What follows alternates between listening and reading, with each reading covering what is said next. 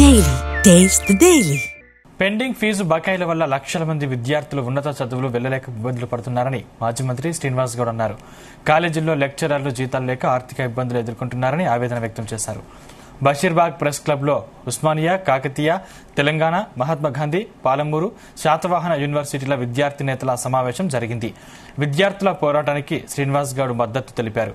లిక్కర్కి శాఖ ఉంది కానీ విద్యాశాఖకు మంత్రి లేకపోవడం సిగ్గుచేటన్నారు. మంత్రులు, ఎమ్మెల్యేల జీతాలు కట్ చేసైనా విద్యార్థులకు పెండింగ్ ఫీజు బకాయిలు చెల్లించాలని డిమాండ్ చేశారు శ్రీనివాస్ గౌడ్.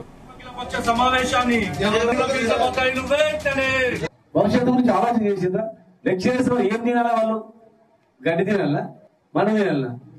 పిల్లలకి ఏం పెట్టారు? వాళ్ళ పిల్లలు, సొంత పిల్లలకు ఒక్క లెక్చరర్ పని చేస్తే ఇంట్లో ఇద్దరు పిల్లలు, భార్య పిల్లలు ఎట్లా బతకాలి? వాళ్ళకు ఆలోచన చేసిన వాళ్ళకి ఏం పెట్టాలి? వాళ్ళ తిండికి సరిపోయేటువంటి కొన్ని నిధులు విడుదల చేసి జీతాలు ఇవ్వండి, ఫస్ట్ కిరాయికి బిల్డింగ్ లో కిరాయిలు ఇవ్వండి, అప్పులు చేస్తే అప్పులు కట్టుకోండి, కొన్ని విడుదల చేయాలి కదా. దసరాకు 300 కోట్లు అన్నారు, దీపావళికి అన్నారు.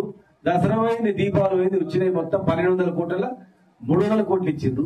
టోకన్లు ఇచ్చిండ్రు. టోకన్లకు ఒక కమిటీ, టోకన్లు ఇవ్వడానికి ఒక కమిటీ, టోకన్లు ఇవ్వడానికి ముగ్గురు మంత్రులతో కమిటీ, టోకన్లు అమలు చేయడానికి మళ్ళీ ముగ్గురుతో, కోదండరాంగారితో పాటు ముగ్గురుతో ఒక కమిటీ. మరి అమలు ఎంత విచిత్రంగా ఉందంటే అందరికీ లేదు, కాంట్రాక్టర్లకు కమిటీ లేవు. ఏ కాంట్రాక్టర్కి ఇవ్వాలి ముందు, ఏ కాంట్రాక్టర్కి వెనకాల ఇవ్వాలనే దానికి కమిటీ లేదు.